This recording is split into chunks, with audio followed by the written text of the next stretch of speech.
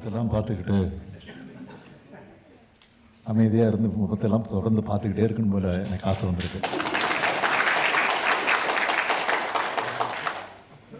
இப்படிதான் ஒரு முறை எங்களை எல்லாம் ஆளாக்கிய நம்முடைய ஒப்பற்ற தலைவர் பேரறிஞர் பெருந்தகை அறிஞர் அண்ணா அவர்கள் ஒரு கூட்டத்தில் பேசுகிற போது சொன்னார். அதில் குறிப்பாக மலேசியா, சிங்கப்பூர் போன்ற நாடுகளுக்கு சென்ற போது இதை குறிப்பிட்டு சொல்லியிருக்கிறார். 2 நிமிஷம் பேசாமே இருந்திருக்கிறார். எல்லாருக்கும் கொஞ்சம் வேப்பாகி போயிடுச்சு. ஏன்னா உடம்பு சரியில்லையா, தொண்டை கிட்ட சரியில்லையா அப்படின்னு. அதுக்கப்புறம் பேச ஆரம்பிச்சிருக்கிறார். அந்த உணர்வு தான் எனக்கு இப்போ ஏற்பட்டிருக்கு. முதல்ல எல்லாருக்கும் ஒரு அன்பான வணக்கம். எல்லாம் நல்லா இருக்கீங்களா? மகிழ்ச்சி. ஜெர்மனியில் நடைபெறக்கூடிய இந்த மாபெரும் தமிழ் கனவு நிகழ்வில் பங்கேற்றிருக்கக்கூடிய மாண்புமிகு தொழில்துறை அமைச்சர் அருமை தம்பி டிஆர்பி ராஜா அவர்களே, ஜெர்மனிக்கான இந்திய தூதரகத்திலிருந்து வந்திருக்கக்கூடிய மதிப்பிற்குரிய திரு அபிஷேக் துவே உள்ளிட்ட தூதரக அதிகாரிகளே, அரசு செயலாளர்கள் அருண்ராஜ் ஐஏஎஸ் அவர்களே, தாரேஸ் அகமது ஐஏஎஸ் அவர்களே, இந்த நிகழ்வை சிறப்பாக ஒருங்கிணைத்திருக்கக்கூடிய வெளிநாடு வாழ் இந்திய தமிழ் சங்கத்தினுடைய நிர்வாகிகளை, ஜெர்மனி மட்டுமல்ல பல்வேறு ஐரோப்பிய நாட்டிலிருந்து வருகை தந்திருக்கக்கூடிய தமிழ் உடன்பிறப்புகளே,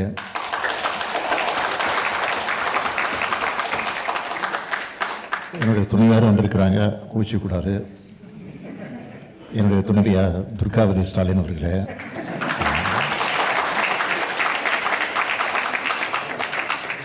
என் உயிரோடு கலந்திருக்கக்கூடிய தலைவர் கலைஞர் அவர்களின் உயிரினும் உயிரான அன்பு உடன்பிறப்புகளே, வணக்கம். 1000 கிலோமீட்டர்களை கடந்து வேறொரு நாட்டில் நீங்களும் நானும் சந்திக்கிறப்போ ஏற்படுகிற மகிழ்ச்சி தான் உண்மையான தமிழ் பாசம், தமிழின பாசம். இது உலகத்தோட எந்த மூலைக்கு போனாலும் தமிழன் இருப்பான். தமிழ் குரலை கேட்கலாம்னு சொல்ற அளவுக்கு உலகெல்லாம் பரவி தன்னோட அறிவால் உழைப்பால் உயர்ந்திருக்கக்கூடிய இனம்தான் நம்முடைய தமிழினம். நம்முடைய தமிழினத்திற்கு இதுதான் மிகப்பெரிய பெருமையாக விளங்கி கொண்டிருக்கிறது. நில எல்லைகளையும் கடல் எல்லைகளையும் நம்மை பிரித்தாலும் மொழியும் இனமும் நம்மை இணைக்கிறது. கண்டங்களை கடந்து விட்டாலும் நம்மோட தொப்புள் கொடி அருந்து விடவில்லை. பேரறிஞர் அண்ணா தான் சொல்வார், ஒரு தாய் வயிறு தாங்காது என்ற காரணத்தால் தனித்தனி தாய் வயிற்றிலே பிறந்த உடன்பிறப்புகள் நாம் என்று சொல்வார். அப்படி உடன்பிறப்புகளாக தமிழர்களான நாம் இணைந்திருக்கிறோம். ஜெர்மனி நாட்டில் உங்க எல்லாரையும், அதுவும் உங்க ஒவ்வொருத்தரையும் சந்திக்கிறப்போ மகிழ்ச்சி. நீங்க ஒவ்வொருத்தரும் ஒவ்வொரு மதிப்புமிக்க பொசிஷன்ல இருக்கிறத பார்க்கிறப்போ தமிழ்நாட்டினுடைய முதலமைச்சரா, திராவிட இயக்கத்தை சார்ந்தவனா மிகுந்த மகிழ்ச்சி அடைகிறேன், பெருமைப்படுகிறேன். நம்ம திராவிட மாடல் ஆட்சி தமிழ்நாட்டில் அமைஞ்ச பிறகு தமிழ்நாடு எல்லா வகையிலும் இன்றைக்கு முன்னேறிட்டு இருக்கு. குறிப்பா தொழில் வளர்ச்சியில ரொம்ப வேகமா வளர்ந்துட்டு இருக்கிறோம். நம்முடைய தமிழ்நாட்டு வளர்ச்சியை பற்றி நீங்கள்லாம் செய்தித்தாள படிச்சிருப்பீங்க, சோசியல் மீடியாக்களையும் பார்த்திருப்பீங்க. அதாவது அங்க இருக்கக்கூடிய உங்களுடைய உறவினர்கள், நண்பர்கள் மூலமா கேள்விப்பட்டிருப்பீங்க. இந்த வளர்ச்சி இன்னும் விரைவாக்க வேண்டும் என்ற அடிப்படையில தான் முதலீட்டாளர்கள் மாநாடு, அதாவது முதலீடுகளை ஈர்க்க வெளிநாட்டு பயணம் ஆகியவற்றை நான் தொடர்ந்து மேற்கொண்டு வருகிறேன். UAE, Japan, Spain, Singapore, America ஆகிய நாடுகளுக்கெல்லாம் பயணத்தை மேற்கொண்டு ஏராளமான முதலீடுகளை தமிழ்நாட்டை நோக்கி ஈர்த்து நம்ம மக்களுக்கு ஏராளமான வேலை வாய்ப்புகளை உருவாக்கி கொடுத்துருக்கிறோம். இப்படி வெளிநாடுகளுக்கு வரும்போது முதல்ல எனக்குள்ள என்ன தோணும் கேட்டீங்கன்னா, இந்த நாட்டில் வாழ்கிற நம்ம தமிழர்கள் எப்படி இருக்காங்க, அவங்களுடைய வாழ்க்கை தரம் எந்த அளவுக்கு உயர்ந்திருக்கு, பெரும்பாடுபட்டு தலைநிமிர்ந்த இந்த இனம் இந்த மண்ணில் சுயமரியாதையோட நடைபெறதை பார்க்க வேண்டும் என்று நான் நினைப்பேன். அதுலேயும் முக்கியமா ஒரு அயலக மண்ணில் நம்முடைய தமிழை கேட்கணும்னு ஆசை வந்துடும் எனக்கு. எல்லாருக்கும் இப்படிதான். அதனாலதான் ஜெர்மனிக்கு வந்த உடனே முதல்ல உங்களை சந்திக்க வந்துட்டேன்.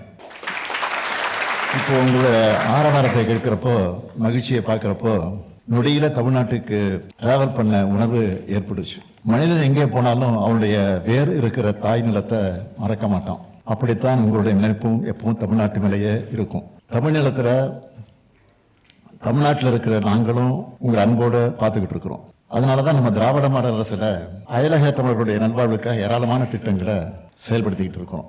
இந்த ஆண்டு மட்டும் இந்த விழாவுக்கு எத்தனை நாடுகளிலிருந்து நம்ம தமிழர்கள் சென்னைக்கு வந்திருக்காங்க தெரியுமா? 62 நாடுகளிலிருந்து வந்தாங்க. சொந்த மண்ணில் கால் வச்சப்போ அவங்க நடந்த மகிழ்ச்சியை பார்த்து அதை நான் ரசித்தேன், புலங்காகிதம் அடைந்தேன், பூரிப்படைஞ்சேன். அடுத்து அயலக தமிழர் நல வாரியம், அயலக தமிழர்களுக்கான டோல் ஃப்ரீ ஹெல்ப்லைன், அதே போன்று புலம்பெயர் தமிழ் அமைப்புகளுக்கு சுழல் நிதி, தமிழ்நாட்டுக்கு வெளியே வாழ்கிற தமிழர்களுக்கு என்று இன்சூரன்ஸ், இப்படி ஏராளமான திட்டங்களை செஞ்சுட்டு இருக்கிறோம். அது மட்டுமல்ல, வெளிநாடுகளுக்கு வேலைக்கு சென்று எதிர்பாராத விதமா உயிரிழக்கக்கூடிய நேரத்தில் அந்த குடும்பத்துக்கு நிதி உதவியும் பென்ஷனும் வழங்குகிறோம். இப்படி பார்த்து பார்த்து செஞ்சு தர்றதோட வெளிநாடு வாழ் தமிழர்களுக்கு ஒரு பிரச்சனைனா ஓடோடி வந்து உதவுறோம். இதுக்கு சில எடுத்துக்காட்டுகளை நான் சொல்ல விரும்புகிறேன். உக்ரைன் நாட்டிலிருந்து 1524 மாணவர்கள், சூடானிலிருந்து 253 பேர், இஸ்ரேலிருந்து 123 பேர், வங்கதேசத்திலிருந்து 220 பேர், கம்போடியா, தாய்லாந்து, மியான்மர் ஆகிய நாடுகளிலிருந்து 119 பேரை மீட்டு வந்திருக்கிறோம். அது மட்டுமல்ல, இன்னும் சில நிகழ்ச்சியான சம்பவங்களையும் உங்ககிட்ட நான் பகிர்ந்துக்க விரும்புகிறேன். காஞ்சிபுரத்தை சேர்ந்த மனோஜ் என்பவர் அமெரிக்காவிலிருந்து சென்னை வரும்போது அவருடைய குழந்தையின் பெயர் சந்தியா. சந்தியாவுக்கு நடுவானில் கடுமையான உடல்நலக்குறைவு ஏற்பட்டுச்சு. உடனே ஃப்ளைட்டை இஸ்தான்புல்ல லேண்ட் பண்ணிட்டாங்க.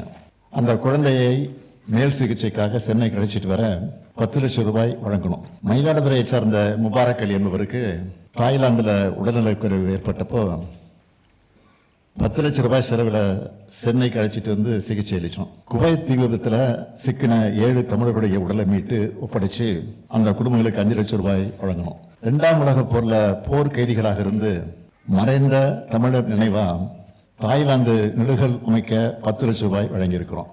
இதையெல்லாம் நான் குறிப்பிட்டு சொல்ல காரணம், தமிழ்நாட்டில் திராவிட மாடல் அரசும் உங்க முத்துவேல் கருணாநிதி ஸ்டாலினும் உங்களை ஆதரிக்க அரவணைக்க எப்பவும் எந்த நேரத்திலும் எந்த சூழ்நிலையிலும் இருப்போம். அதை சொல்லத்தான் இங்கே குறிப்பிட்டு சொன்னேன். இதை கேட்கும் போது வெளிநாடுகளில் அல்லல் படுகிற யாராவது ஒருத்தருக்கு நம்பிக்கை பிறக்கும், அவங்களுக்கும் உதவ நமக்கு ஒரு வாய்ப்பு கிடைக்கும்னு அதற்காகத்தான் இது சொல்றேன். இப்போ நான் சொன்ன முன்னெடுப்புகள் எல்லாத்தையும் விட மிக முக்கியமான திட்டம் தான் வேர்களை தேடி திட்டம். வெளிநாடுகளிலேயே செட்டில் ஆகிட்ட சிலர் மண்ணை விட்டு பிரிஞ்சு தூர தேசத்துக்கு வந்துட்டோம். இனி இந்த சொந்தம் அவ்வளவுதானா? உங்களுக்குள்ள நிச்சயம் இது ஏற்பட்டிருக்கும். அப்படிப்பட்ட புலமைந்த தமிழர்களுடைய குழந்தைகளை, மாணவர்களை நம்ம தமிழ்நாட்டுக்கு அழைச்சிட்டு போய் நம்ம மரபோட வேர்களை அறிமுகம் செஞ்சுட்டு இருக்கோம். 2023ஆம் ஆண்டு தொடங்கப்பட்ட இந்த திட்டத்தில் இதுவரைக்கும் 15 நாடுகளிலிருந்து 292 பேர் தமிழ்நாட்டுக்கு வந்திருக்காங்க. சில தலைமுறைகளா விட்டு போன சொந்தங்களை தேடி கண்டுபிடிச்சு உருகி இருக்காங்க. அவங்க கண்களிலிருந்து வழிஞ்ச கண்ணீரும் அவங்க மனசுல தேங்கி நின்ன பாசமும் தான் இந்த திட்டத்தோட நோக்கத்துக்கு கிடைச்ச வெற்றின்னு நான் நினைக்கிறேன். வாழ்வதும் வளர்வதும் தமிழும் தமிழுமாய் இருக்க வேண்டும். இதுதான் நம்ம திராவிட மாடல் அரசோட மோட்டோ. இதுக்காகத்தான் தொடர்ந்து செயலாற்றி கொண்டு இருக்கிறோம். நம்ம அரசோட திட்டங்களை நாம ஏற்படுத்தி தரக்கூடிய வாய்ப்புகளை நீங்க எல்லாரும் பயன்படுத்திக்க வேண்டும் என்று நான் கேட்டுக்கொள்கிறேன். அதே சமயம் உங்க மேல இருக்கக்கூடிய அன்போடும் உரிமையோடும் ஒரு கோரிக்கை வைக்க விரும்புகிறேன். எப்போதுமே இங்க முதலமைச்சர் போனா தமிழ்நாட்டை பொறுத்த வரைக்கும் இடத்துலாம் கோரிக்கை வைப்பாங்க. ஆனா நான் முதலமைச்சரா வந்து உங்க இடத்துல போய் கோரிக்கை வைக்க வந்திருக்கிறேன். ஒன்றும் பயப்பட வேண்டிய அவசியம் இல்லை. உலக நாடுகளை, குறிப்பா வளர்ச்சியடைந்த நாடுகள் எப்படி இருக்குன்னு பாக்குறவங்க நீங்க. இது மாதிரி நம்ம தமிழ்நாடும் வளர வேண்டும். நான் நினைக்கிற மாதிரி தான் நீங்களும் நிச்சயமா நினைப்பீங்க, என்னை விட அதிகமா நினைப்பீங்க. எனவே உங்களால முடிஞ்ச உதவிகளை தொடர்ந்து உங்க தாய் மண்ணுக்கு நீங்க செய்யணும். செய்வீங்க, செஞ்சுக்கிட்டு இருக்கிறீங்க. நீங்க சின்னதா பிசினஸ் செஞ்சுட்டு இருந்தாலும் உங்க தொழிலை தமிழ்நாட்டிலிருந்து தொடங்க முயற்சி பண்ண வேண்டும்.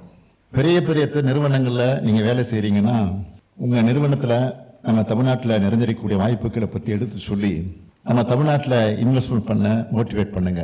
உங்க சொந்த கிராமங்களை கவனிச்சுக்குங்க. அங்க படிக்கிற நம்ம அரசு பள்ளி மாணவர்களுக்கு, ஏழை எளிய மாணவர்களுக்கு உங்களால் முடிஞ்ச கல்வி உதவிகளை செய்யுங்கன்னு கேட்டுக்கிறேன். இந்த பூமிப்பந்து முழுக்க நீ எங்கே போனாலும் தமிழர் என்ற நம்ம அடையாளத்தை விடாதீங்க.